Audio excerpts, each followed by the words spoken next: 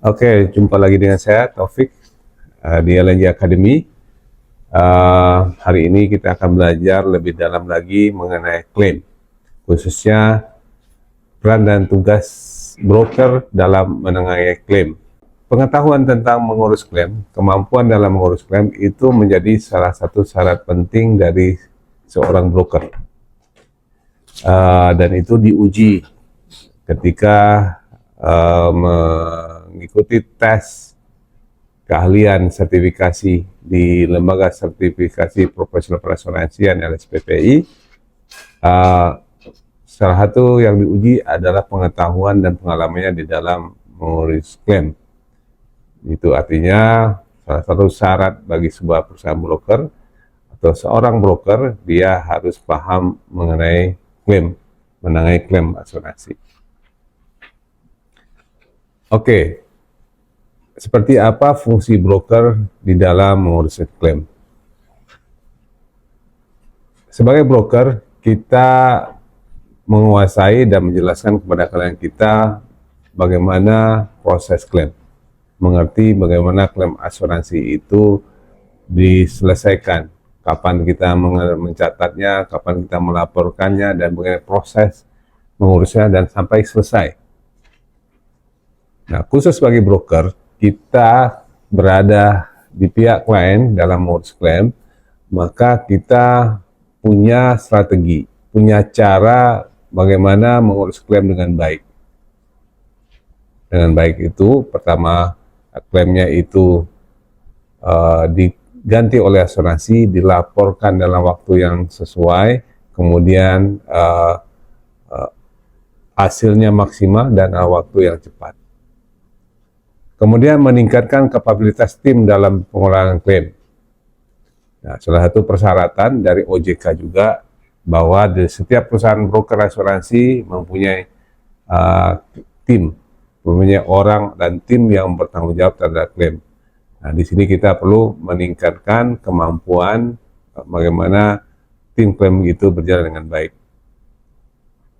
Kemudian khususnya di dalam broker termasuk di LNG, kita mendorong setiap orang di dalam tim di LNG ini terlibat dalam klaim, mengerti tentang klaim walaupun diurus oleh tim klaim khusus, tetapi khususnya marketing, orang finance yang berkaitan dengan ini juga harus concern mengenai adanya klaim. Nah, manfaatnya adalah kalau sebuah broker asuransi seperti kita LNG ini bagus dalam penanganan klaim, itu akan memberikan reputasi, meningkatkan reputasi dan di mata klien-klien. Ya, itu yang seharusnya kita lakukan. Kita tunjukkan kepada klien kita, kepada calon klien kita bahwa kita mampu menyelesaikan klaim dengan baik. Oke, sekarang kita bahas peran strategi broker dalam klaim. Kita, broker, adalah wakil dan membela kepentingan klien. Jadi ketika klaim terjadi, kita adanya di pihak klien. Dan kita harus menunjukkan kita sedang berada di pihak klien. Oke, ingat asuransi itu perjanjian antara dua pihak, penanggung dan tertanggung. Penanggung adalah perusahaan asuransi, tertanggung adalah klien kita. Kita yang membantu tertanggung melaporkan, kita yang memastikan laporan itu sesuai dengan ketentuan persyaratan asuransi, kita juga yang membantu klien-klien kita melengkapi informasi yang diperlukan untuk klaim. Kita juga yang membantu menjelaskan hal-hal yang terjadi, kemudian membantu menegosiasikan dengan sampai klaim itu selesai. Jadi, dan itu harus terlihat, kita perlihatkan, tunjukkan ke klien kita ada berada di pihak klien. Penghubung antara klien dan perusahaan asuransi, sebagai broker kita yang menghubungkan, ya. Kita kan broker asuransi tidak terikat kepada satu atau dua perusahaan asuransi, kita bebas memilih perusahaan asuransi. Di Indonesia ada 70 perusahaan asuransi umum. Nah, tugas kita adalah memilihkan perusahaan asuransi yang terbaik untuk klien kita. Tujuannya salah satunya adalah untuk memastikan kalau terjadi klaim itu dibayar oleh perusahaan asuransi. Satu pertimbangan kita adalah kita memilih perusahaan asuransi yang sehat secara financial. Ya. Secara prudential artinya kalau ada klaim, dia mampu membayarnya, dananya cukup. Penjamin transparansi dalam keadilan dan proses klaim. Nah, kita broker itu memastikan klaim itu transparansi, adil. Oke, penyedia informasi teknis dan dokumentasi. Kita sebagai broker itu harus mampu membantu klien kita untuk menyediakan informasi teknis yang diperlukan untuk klaim. Karena klaim itu harus dibuktikan, harus ada evidence, ada technical analysis, ada perhitungan dan sebagainya. Jadi asuransi akan memerlukan itu. Nah, biasanya karena klien kita itu bahkan mungkin baru sekali seumur hidupnya ngurus klaim, pasti mereka nggak tahu, mereka nggak pengalaman. Apa ini yang harus dilakukan. Kita sebagai broker, kita punya pengetahuan dan kita punya pengalaman. Bahkan sekarang ini kita nih udah semakin banyak klaim itu terjadi. Seminggu 2 kali, 3 kali, dan kita sudah terbiasa menyusun dokumen ini. Kita tinggal bilang, ini loh persyaratan ini yang dimaksud, ini yang dimaksud. Kalau kita kasih contoh, ini contohnya, tinggal buat seperti ini contohnya sebagainya. Nah, kita sudah bisa menyediakan informasi teknis yang diperlukan. Kemudian kita mitra dalam negosiasi hasil klaim. Pada tahap menjelang klaim itu diselesaikan, itu akan terjadi negosiasi. Asuransi menginginkan kalau klaimnya itu tetap harus dibayar, kalau bisa jangan besar, jangan terbesar. Jangankan mereka akan nambahin biaya naik klaim itu akan ditambah, kalaupun yang ada pun akan dikurangin. Ya. Mereka akan menggunakan argumen-argumen, nah, salah satunya argumen teknis. Teknis itu misalnya ini usianya kan sudah 3 tahun, nggak bisa klaim baru dong karena ada 3 tahun. Ini harusnya begini, harus begini, komponen sebagai. Yang intinya mereka mau membayar klaim itu kalau bisa yang terbesar. Ya. Kalaupun fairnya harus berapa. Nah, kita bukannya curiga, tapi memang pengalaman kita selalu asuransi kalau bisa bayar kecil, ya kenapa harus bayar besar? Nah, disitulah kita sebagai mitra dari klien, kita menyusun laporan, menjelaskan kepada klien. Misalnya kita sering sekali di klaim-klaim di engineering, terutama di alat berat, di machinery breakdown, di construction, itu sangat syarat dengan penjelasan teknis. Dan kita sebagai broker pun harus paham penjelasan itu. Ya, saya yang sudah puluhan tahun, walaupun saya tidak ada data belakang engineeringnya, tapi saya sekarang bisa berhadapan dengan adjuster ketika bicara hal-hal yang sifat engineering. Karena saya juga belajar dan saya tahu berapa kali. Nah, kita sebagai broker itu harus mampu menyediakan, menjelaskan, membackup klien kita ketika harus menjelaskan detail-detail itu. Ya, jadi teman-teman. Oke, seperti apa tahapan dalam penanganan klaim yang dilakukan oleh broker? Pertama, penerimaan dan verifikasi awal klaim. Jadi, arahkan, jelaskan ke klien jika terjadi klaim, telepon kami Bu. Telepon kami ke broker. Sebaiknya jangan telepon ke asuransi. Ya. Langsung begitu kejadian, segera melapor kepada kami. Kenapa? Kalau tertanggung yang melapor kepada kita, broker, kita bisa menganalisa dulu kejadiannya seperti apa, kapan terjadinya, apa yang harus kita lakukan, sehingga klaim ini tidak salah ketika melaporkan, atau hal-hal yang mungkin bisa menyebabkan asuransi punya persepsi lain, sehingga klaim ini akhirnya ditolak. Nah, dengan klien melapor ke kita akan lihat, oke, laporan apa yang terjadi, Bapak Ibu, kita lihat cek polisnya, oh ya Bu, ini klaimnya tercover nih, secara polis ini tercover, kita segera laporan. Ya, ingat, setiap polis ada batas waktu pelaporan, ya, dan itu sangat terbatas. Ada yang 1 kali 24 jam sudah harus lapor, ada yang 3 kali 24 jam sudah lapor, apa yang 14 hari, ada yang lebih lama 1 bulan. Nah, waktu pelaporan ini penting diketahui, ya. Kalau polisi mengatakan 1 kali 24 jam, kalau kita lapor di hari kedua, itu asuransi bisa menolak. Ada persyaratan namanya loss notification date, terlambat. Maka di dalam polisi itu cek, kita harus pastikan ketika baca klausula itu berapa lama waktu pelaporannya. Banyak terjadi juga klien-klien itu di daerah itu nggak tahu kalau ini ada asuransinya dan nggak tahu kalau harus segera dilaporkan. Kemudian penyampaian klaim ke insurance secara lengkap. Tadi kalau kita verifikasi laporan awal saja. Nah, laporan awal ini yang perlu saya sampaikan. Tertanggung atau kita itu melaporkan klaim itu tidak harus lengkap dulu. Di dalam undang-undang maupun dalam asuransi, lapor itu bisa pakai telepon. Telepon kan langsung. Bisa pakai WA sekarang, pakai email, surat. Supaya waktu 3 hari pelaporan atau 1 hari pelaporan itu terpenuhi. Itu dulu yang harus kita perhatikan. Oke, monitoring dan follow-up proses. Monitoring itu ketika kita sudah melaporkan, maka kita bekerja kedua pihak. Kepada pihak tertanggung, klien kita minta laporan yang lebih lengkap, kecarian seperti apa, berita kejadian apa, kemudian estimasi nilai kerugian berapa, apa saja yang rusak. Nah, estimasi nilai ini penting buat asuransi untuk menentukan bagaimana langkah berikutnya oleh perusahaan asuransi. Now, kunci sukses dalam penanganan klaim. Respon cepat terhadap laporan klaim. Jadi begitu ada klaim, ada laporan, kita langsung respon cepat. Nah, tugas kita kalau sudah laporkan, kita harus monitor juga ke asuransi. Udah di mana laporan klaim ini, siapa yang nanti akan mengurusnya, loss adjuster-nya siapa. Kita harus monitor terus sampai mereka memutuskan responnya apa klaim itu. Mereka akan survei sendiri apakah loss adjuster. Nah, itu biasanya itu terjadi dalam waktu 1 minggu. Nah, kunci suksesnya adalah sebagai broker kita harus paham isi klausula dan jaminan asuransi.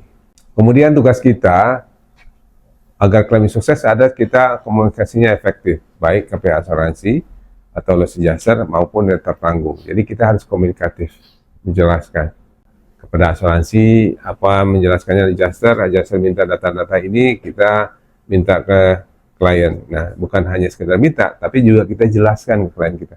Pak, yang dimaksud itu dokumennya ini. Bahwa asuransi itu pengen tahu, adjuster pengen tahu ini. Mungkin cari dokumen yang ini. Kalau itu nggak ada, mungkin dokumen ini. Kalau ini perhitungannya seperti ini.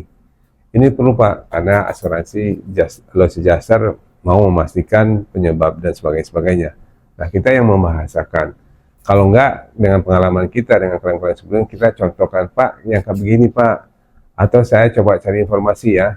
Kita boleh berinisiatif untuk mencari informasi yang mungkin klien nggak bisa dapatkan.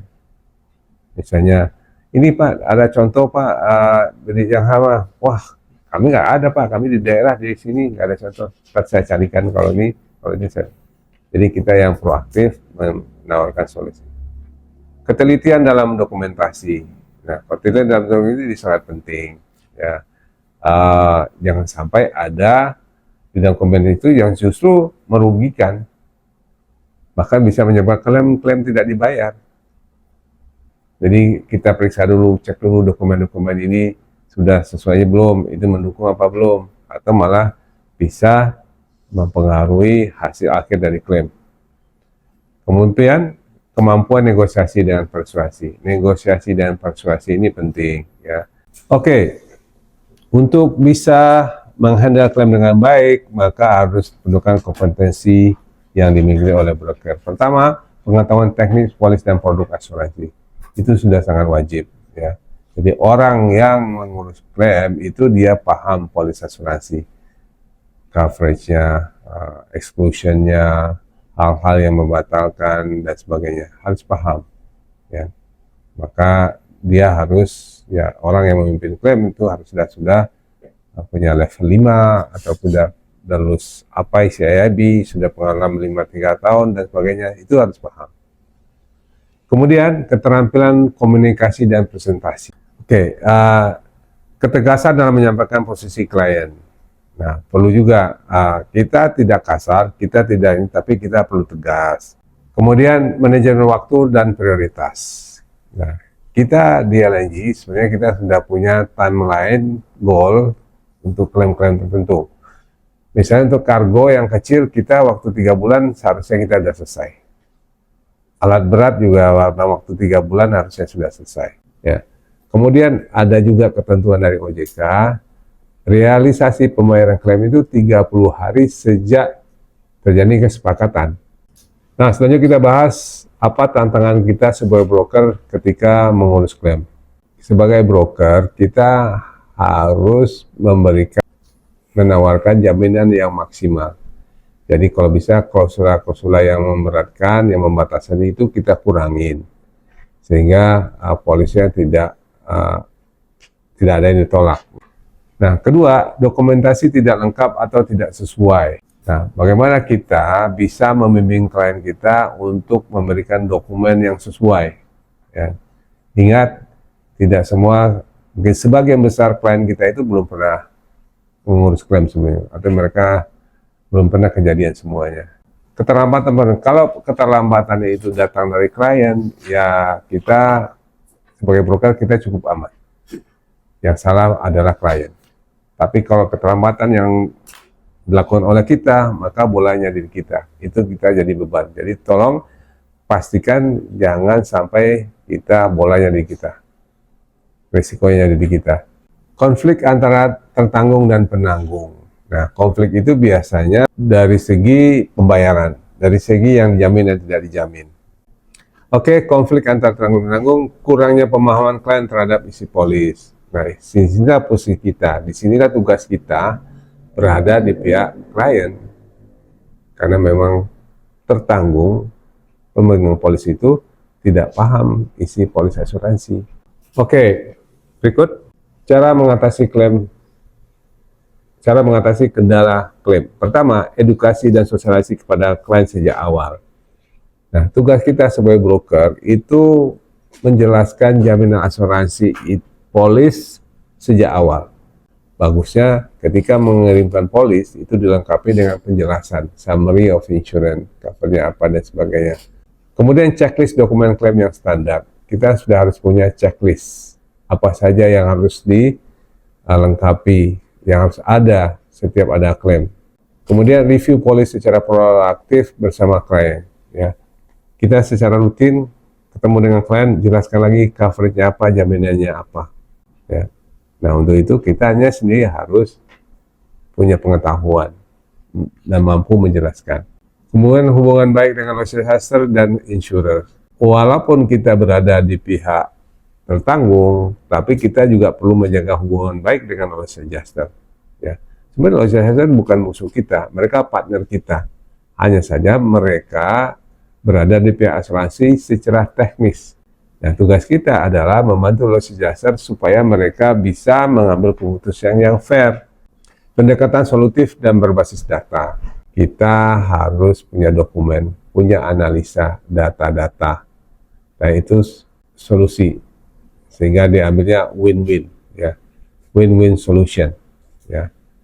Nah, dalam setiap klaim itu, pengalaman saya 90% itu pasti perlu argumen. Sebagai broker, itulah tugas kita ketika jadi klaim. Jadi kita bukan hanya sekedar administratif support, tapi juga kita proaktif mengajukan solusi.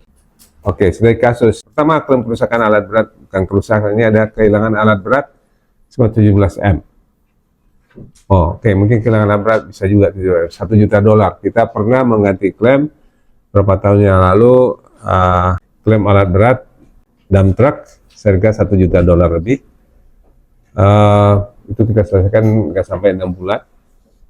Nah, kejadiannya adalah alat beratnya terendam di dalam tambang yang longsor dan tiba-tiba hujan. Jadi di daerah tambang Kalimantan Selatan tiba-tiba hujan deras sehingga tambangnya tutupannya jebol dan alatnya nggak sempat keluar. Akhirnya terendam selama 3 bulan, itu berada dalam air, tunggu kering dulu baru kelihatan, dan itu hasilnya adalah total loss. Jadi kalau besi-besi alat berat sudah terendam selama itu sudah nggak bisa diapa-apain lagi, total loss. Waktu itu harganya $1,2 juta, tapi dibayar $1 juta. Alhamdulillah dibayar full, dan itu menjadi salah satu milestone-nya kita, tentunya di tahun-tahun awal kita bisa menyelesaikan klaim besar. Dengan adjuster kita bicara, kan, tim LNG aktif melakukan follow up dan kita belajar setiap minggu kita meeting penyelesaian lebih cepat dari standar waktu, meningkatkan pencapaian klien terhadap LNG. Berikutnya kasus akhir tahun lalu kita menyelesaikan kargo juga harganya juga hampir 17 M. Itu alat berat tenggelam naik LCT dari Sumatera, dari Jambi ke daerah Kalimantan Selatan sampai di pertengahan kapalnya tenggelam, satu kapalnya hilang semua dan kita bantu. Nah, setelah kita bantu, kita pelajari dokumennya, itu banyak banget kekurangan, kesalahan dari polis-polis itu. Dan wajar kalau asuransi itu sudah hampir menolak klaim ini. Ya, kalau misalnya tidak diintervensi dengan pemahaman-pemahaman lain, asuransi sudah tinggal tolak di klaim 17 miliar. Nah, kemudian kita ditunjuk, kami pelajarin, memang betul dari beberapa hal yang di alasan asuransi itu memang ada, tapi kita gali polis-polisnya, kita gali semuanya. Nah, perlu waktu kira-kira 1 tahun buat kita negosiasi dan jelasin. Alhamdulillah akhirnya klaimnya dibayar 100%. Oh, potong 10% aja karena masalah dokumen itu dan dibayar. Ya. Jadi sekali ini membuktikan kalau mengurus klaim sendiri atau karena mengurus asuransi langsung atau lewat agen siapapun itu bisa merepotkan. Beda kalau Anda dilibatkan dari broker, brokernya sudah mengantisipasi semua masalah itu dari awal. Kita berkomunikasi dengan loss adjuster dan kita juga berkomunikasi dengan perusahaan asuransi dengan baik. Nah, ini membuktikan bahwa kita LNG mampu menyelesaikan klaim-klaim yang kompleks. Oke. Apa yang bisa dilakukan oleh perusahaan secara keseluruhan, khususnya di LNG? Digital marketing untuk dokumentasi awal. Jadi di digital marketing atau tim itu mendokumentasikan foto-foto atau berita. Berita-berita klaim ini akan kita buat kontennya, kita akan publish untuk mengingatkan klien kita bahwa kita mampu menyelesaikan klaim. Kemudian underwriting untuk klarifikasi coverage terms.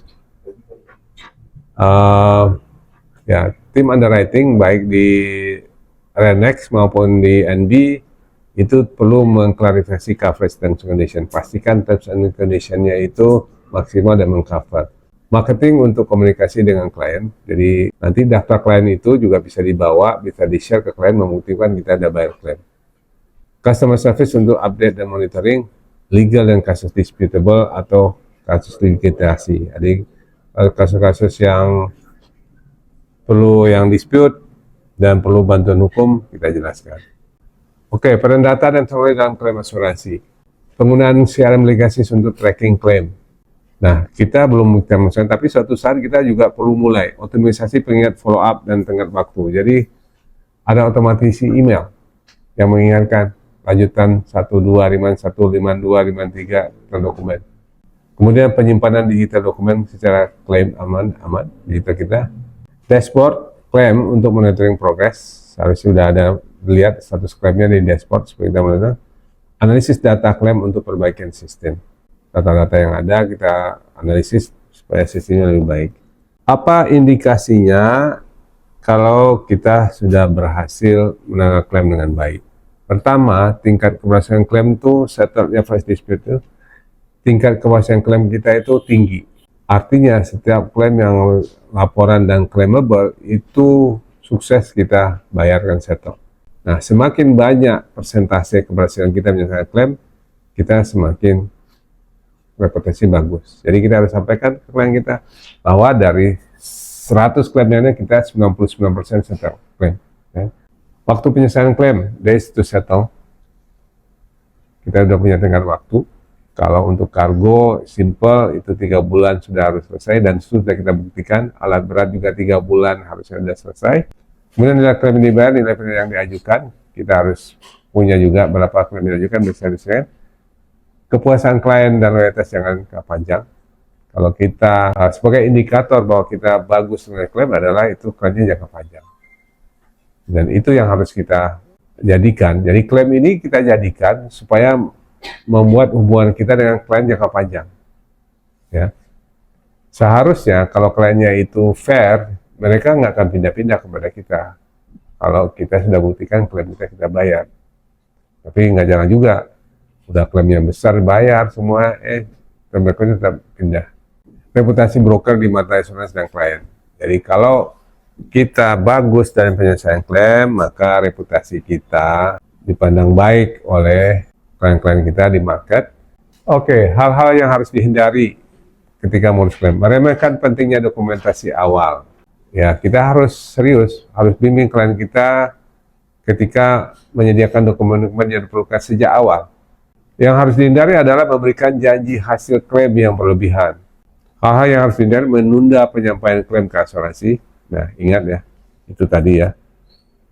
Kita harus segera mungkin 1 hari, pada yang sama kita sudah harus laporkan ke asuransi. Itu ada laporan, kita nggak boleh menahan-nahan, kita nggak boleh nunda, apapun alasannya kita sudah harus lapor. Kurang transparan kepada klien soal progres. Nah, tidak melaporkan progres sampai di mana ke klien. Nah, hal ini bisa jadi disebabkan karena kita sendiri nggak update ke asuransi, kita nggak follow up, jadi kita akhirnya nggak lapor. Jadi maka kita juga harus rutin update ke klien posisi seperti apa. Ya. Tidak memahami ketentuan polis secara menyeluruh, ini hal yang dihindari. Jadi baca polis dulu, pelajari dulu polisnya apa di cover atau tidak.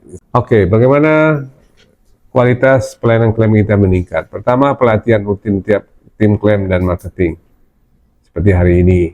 Mungkin selama ini yang tahu prosesnya adalah tim klaim saja, yang lain belum. Hari ini semua harus mulai menjelaskan, semua tahu proses klaim itu apa.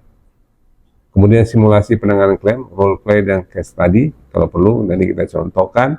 Kemudian update regulasi dan kebijakan insurance secara berkala, ketentuan-ketentuan asuransi, ketentuan OJK tentang klaim itu harus kita sosialisasikan, semua tahu. Ya, pertama itu tadi. Klaim harus dilaporkan dalam 1 hari, nanti OJK akan audit, kalau kita nggak laporkan dan itu ditemukan, itu menjadi faktor yang ditemukan. Evaluasi rutin kasus-kasus klaim yang sedang berjalan, klaim-klaim yang proses yang sudah ada, kita lihat statusnya sampai di mana. Kemudian publikasi kisah sukses klaim sebagai bagian promosi. Oke, terakhir, klaim adalah momen pembuktian nilai broker. Jadi kalau klaimnya lancar, sukses, dan dibayar dalam waktu yang cepat, itu menunjukkan itu brokernya profesional dan qualified. Tim harus bekerja solid dan cepat tanggap. Jadikan klaim sebagai momen membangun loyalitas. Fokus pada akurasi, empati, dan solusi. Akurasi, dokumennya harus lengkap, polisi lengkap. Empati, nah ini yang saya bahas tadi. Kalau ada klaim, kita harus menunjukkan empati kita. Oke teman-teman, Sobat LNG, Sobat Liga Asuransi, demikian sharing saya pagi hari ini. Bagaimana tugas-tugas broker ketika menyelesaikan klaim.